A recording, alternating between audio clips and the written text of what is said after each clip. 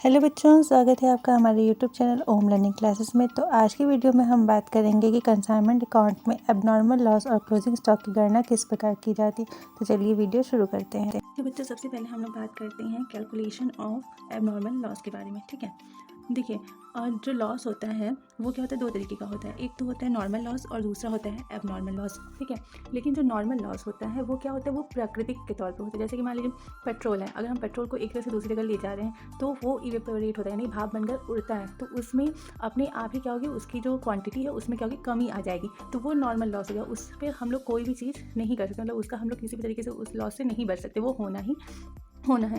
तो वो हो गया नॉर्मल लॉस, जो कि प्राकृतिक तौर पर होता है। लेकिन एब नॉर्मल लॉस जो होता है वो मनुष्य की गलती की वजह से होता है। जैसे मान लीजिए रास्ते में चोरी होना, आग लग जाना, या फिर माल बिगड़ जाना, टूट जाना माल का, तो ये हमारे एब नॉर्मल लॉस हो गए। तो कंसाइनमेंट अकाउंट के अंतर्गत हम लोग क्या करते हैं, एब नॉर्मल लॉस का कैलकुलेशन करके दिखाते हैं। इसमें बच्चों को बहुत कन्फ्यूजन रहता है कि एब नॉर्मल लॉस का कैलकुलेशन कैसे होता है। तो आइए हम इसको सिंपल सा आपको एक फॉर्मूला बताते हैं, और बाद में हम उस फॉर्मूले के आधार पर एक एग्जाम्पल भी आपको सॉल्व करवाएंगे, जिससे आपको एकदम कॉन्सेप्ट क्लियर हो जाएगा। तो इसमें सिंपल सा हमें कुछ करना नहीं होता है। एबनॉर्मल लॉस के कैलकुलेशन में सबसे पहले हम लोग लिखते हैं कॉस्ट ऑफ गुड्स लॉस्ट। ठीक है, यानी कि जितना भी गुड्स खराब हुआ है उसे हम लोग पहले दिखाएंगे। उसके बाद इसमें हम लोग ऐड करते हैं टोटल एक्सपेंसेस ऑफ कंसाइनर। ठीक है, कंसाइनर का जो भी एक्सपेंस है उसे हम लोग क्या करते हैं, यहाँ पे ऐड करेंगे। ठीक, अब ऐड करने के बाद जो आएगा अमाउंट वो हम लोग क्या करेंगे, यहाँ पर दिखा देंगे, इन दोनों को ऐड करेंगे। यानी कि यहाँ पे जितना हमारा गुड्स लॉस्ट हुआ उससे कॉस्ट को, और कंसाइनर का जो भी एक्सपेंस हुआ उसे हम लोग कर देंगे। अब लेकिन ये जो टोटल एक्सपेंस है वो off consignor on that goods, यानी कि जो लॉस हुआ है उस गुड्स पे। ठीक है, यानी कि जो इसको हम लोग कैसे निकालते हैं वो भी हम आपको एग्जांपल करेंगे। तो आपको हम बताएंगे कि एक्सपेंस का कैलकुलेशन कैसे करते हैं। तो यहाँ पे हमारा अमाउंट आ जाएगा। अगर इंश्योरेंस क्लेम नहीं है तो हमारा यही एबनॉर्मल लॉस होगा। अगर इंश्योरेंस क्लेम हुआ है, मतलब इंश्योरेंस का क्लेम हमें मिला है, तो हम लोग क्या करेंगे, माइनस इंश्योरेंस क्लेम कर देंगे। ठीक है, तो यहाँ पे जो भी अमाउंट है इसमें से हम लोग इंश्योरेंस क्लेम को क्या करेंगे, माइनस कर देंगे, और जो अब आएगा राशि वो हमारा क्या होगा, एबनॉर्मल लॉस की टोटल कॉस्ट हुई। ठीक है, सिंपल सा क्या है, पहले हमें जितना भी हमारा गुड्स लॉस्ट हुआ है उसकी वैल्यू लिखेंगे, उसका कॉस्ट लिखेंगे, फिर उस कॉस्ट वो जो भी हमारा गुड्स लॉस्ट हुआ है उस पर जो हमारे कंसाइनर का एक्सपेंसेस बनता है उस एक्सपेंस को उसमें ऐड करेंगे। ठीक है, तो उन दोनों को ऐड करने के बाद जो हमारा रियल आएगा एबनॉर्मल लॉस की वैल्यू, अगर उसमें इंश्योरेंस क्लेम का हमें कुछ पैसा मिला है तो उसे हम माइनस करेंगे। तो अब उसके बाद माइनस करने के बाद जो राशि आएगी वो हमारी एक्चुअल में एबनॉर्मल लॉस कहलाएगी। ठीक है, अब आइए इसको हम लोग एक एग्जाम्पल से समझते हैं। जैसे मान लीजिए कि हमारे जैसे एक्स है कंसाइनर और वाई है कंसाइनर। एक्स ने वाई को माल भेजा, एक्स ने मान लीजिए 100 पीस माल भेजा है 5 रुपये के रेट से। ठीक है, वाई के पास इतना माल भेजा है 5 रुपये के रेट से। अब क्या हुआ कि रास्ते में 20 पीस जो है माल वो क्षतिग्रस्त हो गया। ठीक है, यानी कि ख़राब हो गया किसी भी वजह से, 20 पीस जो है वो क्या हुआ, ख़राब हो जाता है। और इंश्योरेंस, अब पहले अभी हम मान के चलिए कि सिर्फ और सिर्फ 20 पीस ख़राब हुआ, इंश्योरेंस की भी कोई बात ही नहीं। तो अब हम लोग क्या करेंगे, और कंसाइनर का जो टोटल एक्सपेंस है वो हुआ है 4000 का। जब कंसाइनर ने माल भेजा है 100 पीस, तो उस टाइम पे कंसाइनर का टोटल एक्सपेंस उसने किया था 4000। ये हमारा एक्सपेंस हो गया और इतना माल हमारा लॉस हुआ है। अब हम लोग को निकालना है कि हमारा एबनॉर्मल लॉस कितना है। तो हम लोग क्या करेंगे, पहले कॉस्ट ऑफ गुड्स लॉस निकालेंगे। तो कॉस्ट कितना लॉस हुआ हमारा गुड्स 20, ठीक है, सॉरी 20 पीस हमारा लॉस हुआ। अब इसकी वैल्यू कितनी हुई, तो 5 रुपये के रेट से। तो कितना हो गया टोटल हमारा, कितने का लॉस हुआ, 1000 का हमारा सामान क्या हुआ है, लॉस हुआ है। अब इस 1000 के सामान पे जो कंसाइनर ने कितना खर्च किया था, अब देखिए कंसाइनर ने टोटल जो 4000 है वो टोटल 100 पीस पे खर्च किया था, लेकिन हमें निकालना है 20 पीस पे खर्च। तो हम लोग क्या करेंगे, जो टोटल है हमारा एक्सपेंस कंसाइनर का वो लिखेंगे, इनटू करेंगे कितना लॉस हुआ है, 20 पीस लॉस हुआ है, अपॉन में टोटल कितने पे खर्चा किया था उसने, 100 पीस पे। ठीक है, तो हम लोग क्या करेंगे, सब यहाँ पे टोटल एक्सपेंस दिखाएंगे, into goods lost upon total goods, ये दिखाएंगे। अब हमारा कितनी राशि आएगी, तो 800 रुपये। ठीक है, तो 800 रुपये अब हम लोग इसमें ऐड करेंगे। ठीक है, आपको ये ध्यान रखना कि आप टोटल 4000 ऐड नहीं करेंगे, क्योंकि ये 4000 जो एक्सपेंस है वो टोटल 100 पीस पे है, हमें सिर्फ और सिर्फ 20 पीस पे जो एक्सपेंस है उसे निकालना है। तो इसलिए हम लोग जो भी एक्सपेंस है कंसाइनर का इंटू करेंगे goods lost upon total goods, ऐसे करके हम लोग निकालेंगे। तो ये हमारा टोटल आ गया राशि 1800 का। तो ये हमारे यहाँ पे टोटल एबनॉर्मल लॉस हुआ, यानी कि एक्चुअल एबनॉर्मल लॉस 1800 रुपये है, अगर कोई इंश्योरेंस क्लेम नहीं मिला है तो। अब बाई चांस आप मान लीजिए कि आपको कोई इंश्योरेंस क्लेम आपको 500 रुपये का इंश्योरेंस क्लेम मिला है। ठीक है, 500 रुपये का आपको इंश्योरेंस क्लेम क्या हुआ है, मिला है। तो अब आप क्या करेंगे, इसमें से माइनस कर देंगे इंश्योरेंस क्लेम को, कितना, 500 रुपये को माइनस करेंगे। तो अब आपका जो एक्चुअल में एबनॉर्मल लॉस है वो 1300 आएगा। ठीक है, अगर इंश्योरेंस क्लेम नहीं है तो बस कॉस्ट ऑफ गुड्स लॉस्ट और एक्सपेंसेस ऐड करने के बाद जो अमाउंट आएगा वो हमारा एबनॉर्मल लॉस है। और अगर इंश्योरेंस क्लेम है तो हम टोटल जो गुड्स लॉस्ट हुआ है उसमें से अपना जो है इंश्योरेंस क्लेम का राशि जो है माइनस करेंगे, तो जो आएगा अमाउंट वो हमारा एक्चुअल एबनॉर्मल लॉस होगा। तो जब हम अब कंसाइनमेंट अकाउंट बनाएंगे उसके अंदर जब हम लोग एबनॉर्मल लॉस दिखाएंगे तो उसमें 1300 रुपीज़ हम लोग दिखाएंगे। ठीक है, तो इस तरीके से हमारा एबनॉर्मल लॉस का कैलकुलेशन होता है। अब आइए देखते हैं कि अगर हमारे पास कंसाइनमेंट स्टॉक बचा हुआ है, यानी कि जो माल भेजा गया था एजेंट के पास उसमें से कुछ माल बचा हुआ है, बेच नहीं बिक पाया है, तो उसका हम लोग वैल्यूएशन कैसे करते हैं। तो बच्चों अगर हम बात करें कि कंसाइनमेंट में अगर कोई स्टॉक बचा हुआ है बिकने से तो उसकी वैल्यू हम लोग कैसे निकालते हैं, तो इसका भी एक सिंपल सा फॉर्मूला है। और ये सारे जो फॉर्मूले हम आपको बता रहे हैं कि ये मेनली बुक में नहीं दिए होते हैं, वो आपको क्वेश्चन और जो एग्जाम्पल्स होते हैं उनसे समझने पड़ते हैं। तो हम आपको ये एक फॉर्मूला बना करके यहाँ पे आपको अच्छे से समझा देते हैं। तो सबसे पहले क्या होता है कि हम लोग को निकालना पड़ता है टोटल अनसोल्ड यूनिट। ठीक है, ऐसे यूनिट हमें पता करने पड़ते हैं कि हमारे पास कितनी इकाइयाँ, कितना पीस माल बचा हुआ है, पहले हम लोग वो निकाल लेते हैं। उसके बाद हम लोग निकालते हैं total cost of unsold unit.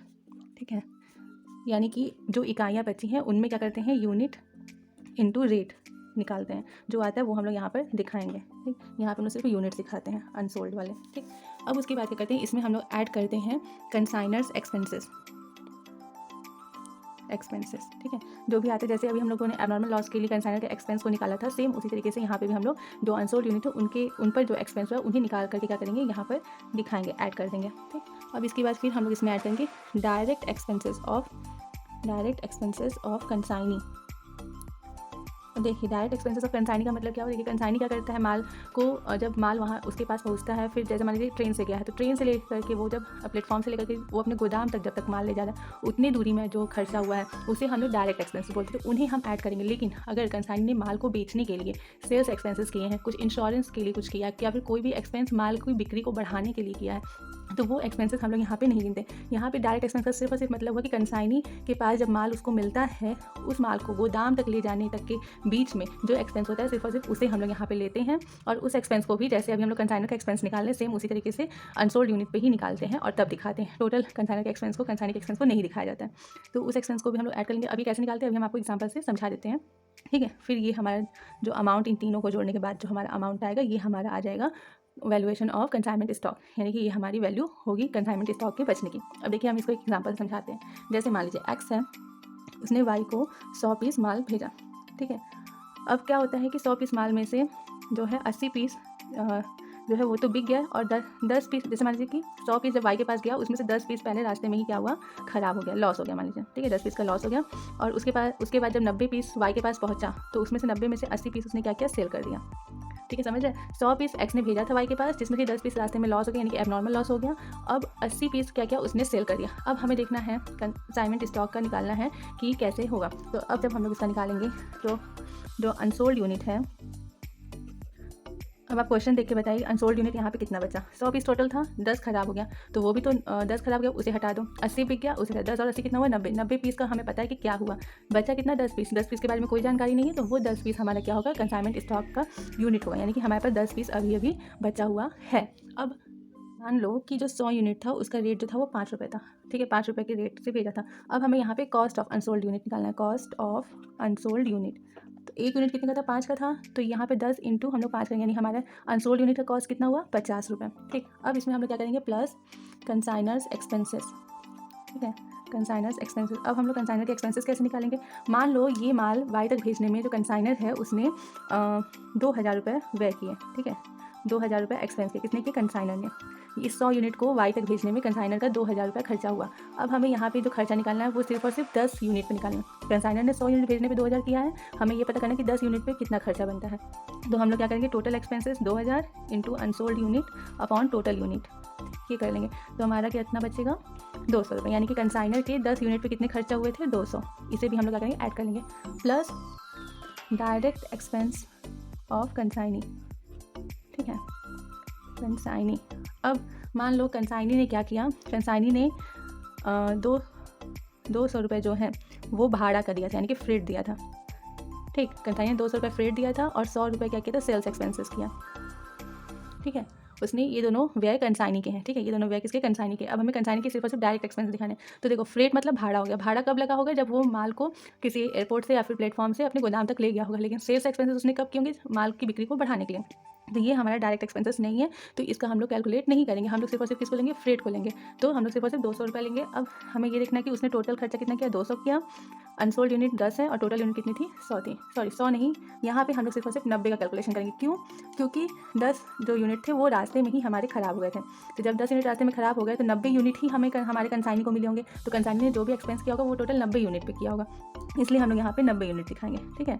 अगर एबनॉर्मल लॉस नहीं हुआ होता तो यहाँ पे हम लोग टोटल 100 यूनिट लिखते हैं, लेकिन एबनॉर्मल लॉस हुआ है तो जितने यूनिट का लॉस हुआ है उस यूनिट को हम लोग यहाँ पे नहीं दिखाएंगे।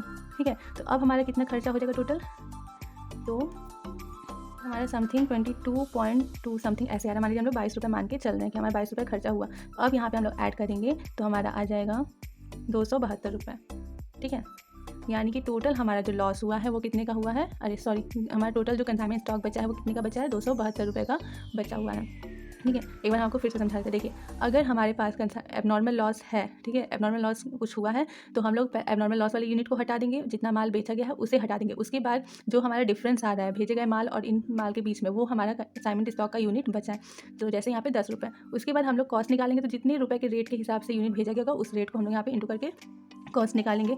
फिर कंसाइनर का एक्सपेंस हम लोग दिखाएंगे। कंसाइनर का एक्सपेंस जो है वो टोटल एक्सपेंस ना दिखा करके जो अनसोल्ड यूनिट है उस पर जो एक्सपेंस हुआ है सिर्फ और सिर्फ उसे दिखाएंगे।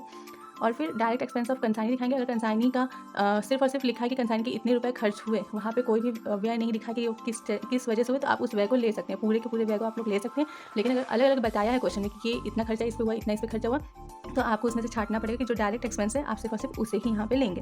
तो उस एक्सपेंस को लेने के बाद अगर एबनॉर्मल लॉस है तो एबनॉर्मल लॉस का यूनिट हटाने के बाद हम लोग कैलकुलेशन करेंगे। अगर एबनॉर्मल लॉस नहीं है तो पूरी यूनिट पे हम लोग क्या करेंगे, कैलकुलेशन करेंगे, और उसके बाद सबको ऐड करके जो आएगा वो हमारा कंसाइनमेंट स्टॉक बचेगा। तो बच्चों, इसी तरीके से हमारे एबनॉर्मल लॉस और कंसाइनमेंट स्टॉक का कैलकुलेशन होता है। आई होप कि आपको काफ़ी अच्छे से समझ में आया होगा। अगर कोई भी कन्फ्यूजन होगा तो आप हमें कमेंट बॉक्स में पूछ सकते हैं। और अब नेक्स्ट वीडियो में हम मिलेंगे एक न्यूमेरिकल के साथ। तब तक के लिए अगर आपको ये वीडियो पसंद आया हो तो लाइक, शेयर एंड सब्सक्राइब करना बिल्कुल ही मत भूलिएगा। और देखते रहिए हमारे YouTube channel Om learning classes. Thank you.